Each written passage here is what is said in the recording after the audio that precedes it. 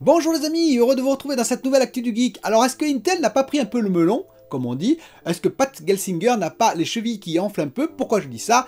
Eh bien parce qu'il a fait deux déclarations assez intéressantes, et on va voir si vis-à-vis de la concurrence il a raison ou il a tort dans cette émission. Vous verrez, il y a pas mal de techniques légères, hein, mais vous verrez c'est assez intéressant. On va également parler bien entendu du State of Play de Sony, qui a été beaucoup critiqué. Eh bien j'ai un avis plutôt mitigé dessus, vous verrez. Je vais parler de Halo Infinite, et oui, on a vu un trailer de 6 minutes qui était pour moi assez exceptionnel.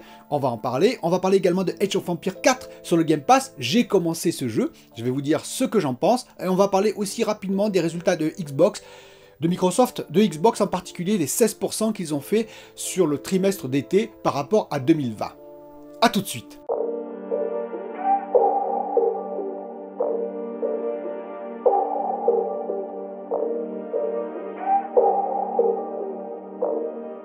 Alors commençons tout de suite par les résultats de Xbox, 16% de plus du 1er juillet au 30 septembre 2021 par rapport au 1er juillet et 30 septembre 2020.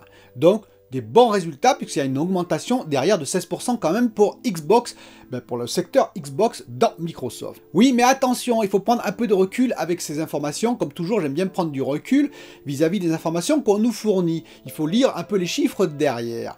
En effet, je vous rappelle, il y a eu 166% d'augmentation sur le matériel Xbox, enfin sur les ventes de consoles Xbox Series X et S par rapport bien entendu à la Xbox One X et Xbox One à l'époque. Et oui, parce qu'en novembre 2020, qu'est-ce qui est sorti? Les séries X et S en l'occurrence. Donc évidemment, en juillet, août, septembre 2020, les consoles Xbox One ne se vendaient plus beaucoup, c'est normal, on attendait tous les Xbox Series. Donc ce chiffre de 166% a fortement gonflé les 16% total du chiffre de Xbox. Il faut regarder derrière, c'est les 2% d'augmentation sur tout ce qui est DLC, tout ce qui est microtransactions et tout ce qui est Game Pass, c'est-à-dire on a une petite augmentation effectivement par rapport à 2020, mais plus faible. J'en ai déjà parlé, moi je crois que le Game Pass va vraiment exploser quand les jeux vont arriver, en particulier ça commence avec Age of Empires 4 dont je vais parler tout de suite, bien entendu avec Forza Horizon, avec Stalker 2, avec Starfield, etc., etc., qui vont arriver en 2022. Donc je pense que le Game Pass va vraiment augmenter là, il y aura encore des microtransactions, bien entendu, plus il y a de gens qui sont abonnés au Game Pass, plus il y aura des microtransactions et des ventes après, pourquoi pas, de jeux divers et variés avec les réductions. Et c'est là qu'on verra la vraie différence entre 2022 déjà et 2021. Les consoles, ça restera stable, ça prouve quand même que la Xbox Series X et S se vendent. Et oui, elles sont en rupture de stock aussi, on parle beaucoup de la PS5 qui se vend plus effectivement que la Xbox Series X et S parce qu'il y en a plus de produites, il y a plus de PS5 de produites effectivement. Donc la Xbox Series X et S se vendrait plus s'il y en avait plus de produites aussi. Donc ces chiffres-là sont à prendre avec du recul, mais c'est quand même des chiffres qui sont assez intéressants. Et par contre, je précise quand même que Microsoft, eux, continuent leur pente ascensionnelle façon fusée Ariane. Alors, le State of Play de Sony. Ah, il a été beaucoup critiqué ce State of Play. Parce que beaucoup de gens s'attendaient à quelque chose de différent, on va dire, avec des jeux un peu plus importants, un peu plus imposants. Il y avait toute une liste de jeux d'ailleurs qui avait été évoquée et qui n'est pas arrivée. Écoutez, moi je vais vous dire ce que je pense de ce State of Play. Et pourquoi est-ce que je suis mitigé dessus? C'est-à-dire que moi, non, je ne le trouve pas totalement mauvais, contrairement à beaucoup de gens. Parmi vous, d'ailleurs, il y en a qui ont eu des sourires sur ce State of Play. Écoutez, je vais être mesuré parce que je peux pas dire d'un côté sur le Game Pass que j'apprécie le côté Game Pass pour les jeux AA et surtout indé, la mise en avant de jeux indé, dont j'ai d'ailleurs cité quelques noms. Par exemple, je vous ai parlé de Lost World Beyond the Page, un petit jeu indé, quasiment indé, il y a quand même pas mal de monde dessus, mais quand même on peut dire que c'est un jeu indé. Eh bien, il y a un abonné, par exemple, ça m'a fait plaisir, qui était plutôt attiré par les jeux, les styles tir, style gros jeux comme Doom, etc., etc., et qui a joué à ce jeu et qui a apprécié sur mes conseils, donc ça me fait extrêmement plaisir. Et donc je peux pas défendre ce type de jeu sur le Game Pass et ne pas défendre les initiatives de Sony de défendre également ce type de jeu et de les mettre en avant. Alors bien entendu, ça peut aussi vouloir dire qu'effectivement il n'y a pas suffisamment de nouveaux jeux, de plus gros jeux à présenter et que ce State of Play était un peu vide. Ça peut être la conclusion de certains. Moi je vais prendre le côté positif pour une fois, c'est-à-dire que je vais dire effectivement ils ont mis en avant des petits jeux, des jeux qui n'auraient pas été mis en avant dans d'autres communications, et là ils ont été mis en avant et ça permet de les découvrir. Alors évidemment, effectivement, peut-être qu'il faudrait faire, j'ai entendu ça, un State of Indé par exemple, c'est-à-dire un autre type de communication pour ne pas tromper entre guillemets son public.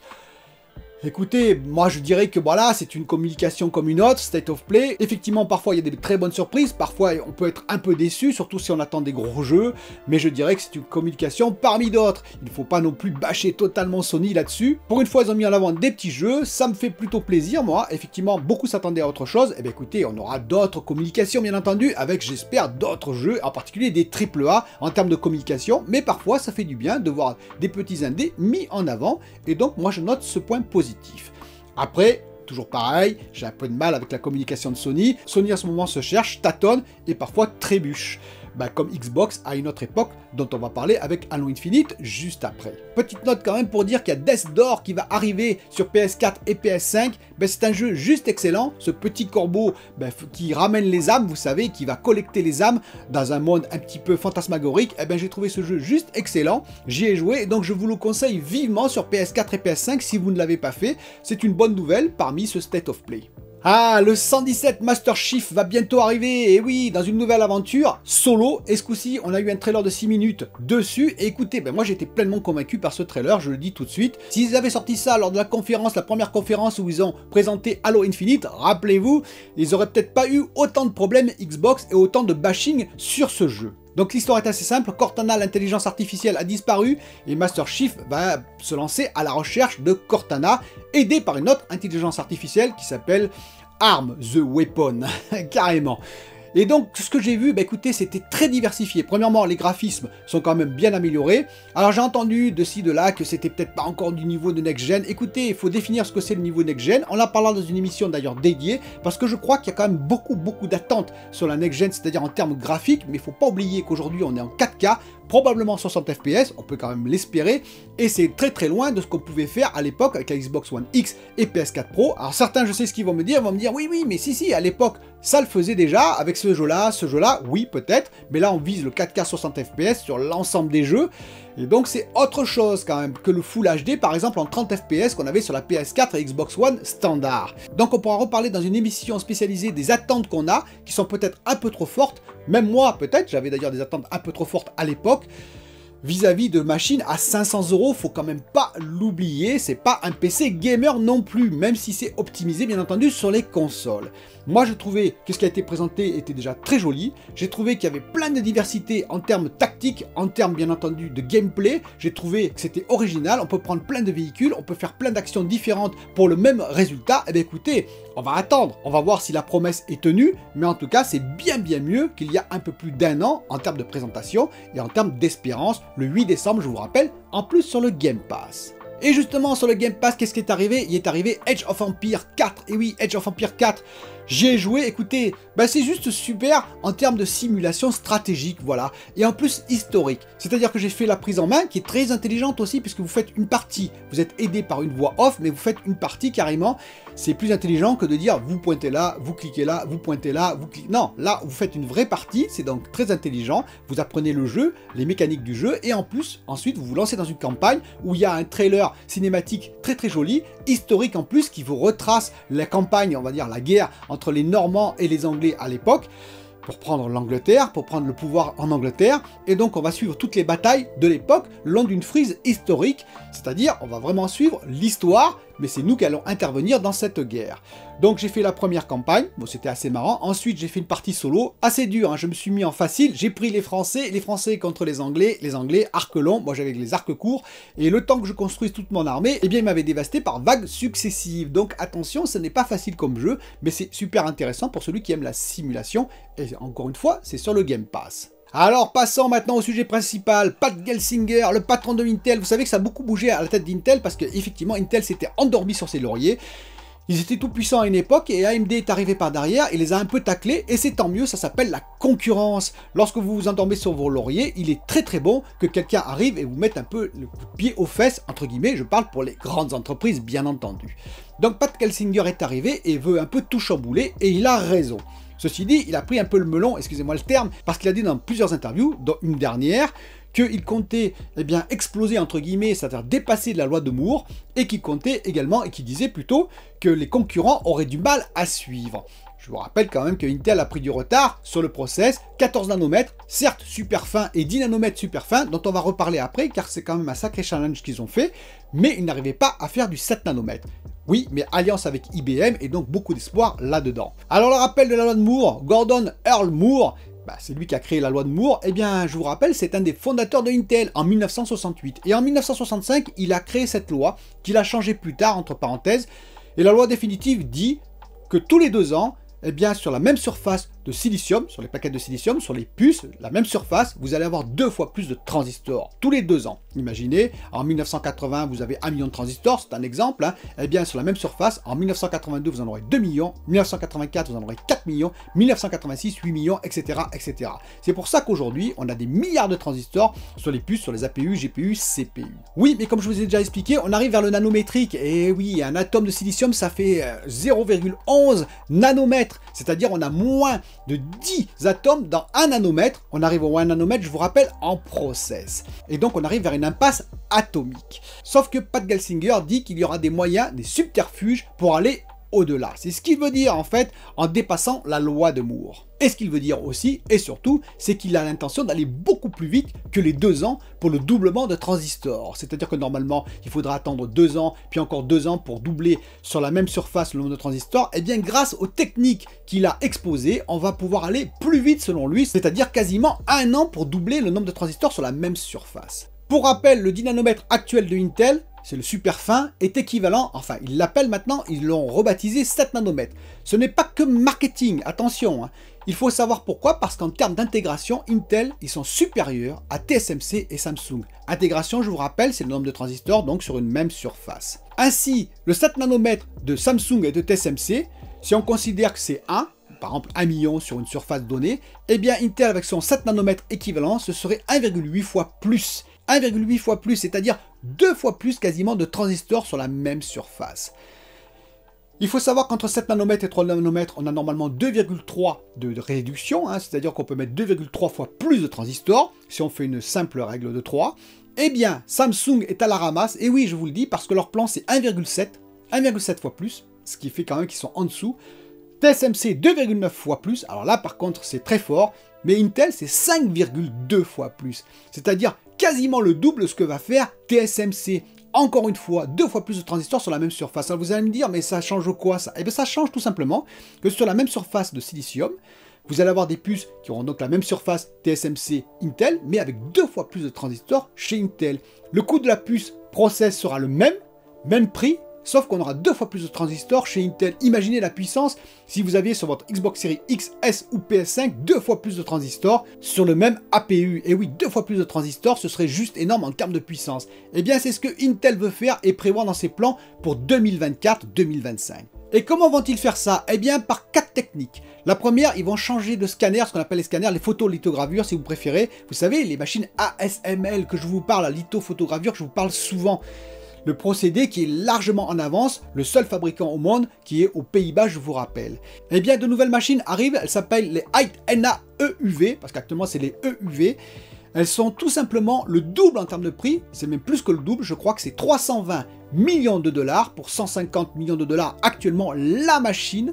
Et attention, ça va coûter beaucoup plus cher. La photolithogravure, je vous rappelle, c'est le procédé qui consiste à créer des trous, les liaisons entre les transistors. Vous allez créer des trous, des pistes, ce qu'on appelle, que vous allez remplir de cuivre ensuite pour pouvoir faire communiquer par exemple les transistors entre eux. C'est toute la topologie qu'on va creuser dans le silicium qui va permettre de créer les transistors, qui va permettre de créer les interconnexions, etc. etc. Comment on procède pour le faire? Eh bien on met une résine photosensible à l'ultraviolet, et ensuite on pose dessus un masque, c'est-à-dire les parties qu'on ne veut pas qu'ils soient creusées, eh bien on les masque tout simplement, avec ce qu'on appelle un masque, c'est-à-dire le dessin du design de ce qu'on veut masquer, et ce qui reste, bien entendu, ce qui est ouvert, eh bien ce qui est visible, ce sera ce qui sera creusé. On pose ce masque, on fait la photolithogravure, et donc ensuite on passe des produits divers et variés pour creuser à une certaine profondeur le silicium et le remplir ensuite par exemple avec du cuivre ou avec d'autres métaux.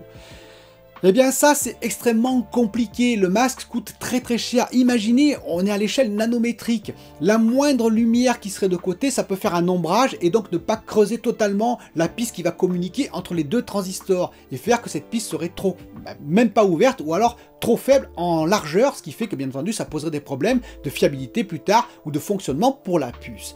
Donc c'est extrêmement compliqué de faire de la lumière à l'échelle nanométrique, imaginez. Les EUV actuellement peuvent faire du 5 nanomètres sans aucun problème en single pass. Ça veut dire quoi single pass? C'est-à-dire en une seule passe, on va faire, en une seule fois un éclairage, on va faire tout le dessin de la puce et c'est ça qui nous intéresse. Pourquoi? Parce que ça doit sortir par exemple 150 wafers, 150 plaquettes de silicium à l'heure. Et oui, c'est important. Si jamais on fait en double passe, parce que c'est ce qui va arriver si on passe en EUV, les machines classiques à TSMC ou Samsung, lorsqu'on va passer aux 3 nanomètres, il va y avoir 2 passes obligatoires, et bien on diminue par 2 le nombre de plaquettes de silicium qui passent dans les machines par heure. Or, je vous ai parlé du bottleneck, vous savez, les bouchons qu'il peut y avoir devant une machine et qui peuvent bloquer totalement toute la fab, c'est-à-dire grosso modo, il y a un bouchon qui s'accumule comme un péage d'autoroute devant la machine parce qu'elle ne peut pas produire assez à l'heure. Et dans toutes les autres machines, elles ont processé leurs plaquettes, elles les envoient devant cette machine, étape obligatoire, et donc ça provoque un bouchon et un empilement de plaquettes de silicium devant cette machine. Donc qu'est-ce qu'il faut faire? Il faut racheter d'autres machines. Oui, mais à 150 ou 160 millions de dollars la machine, vous comprenez le petit problème.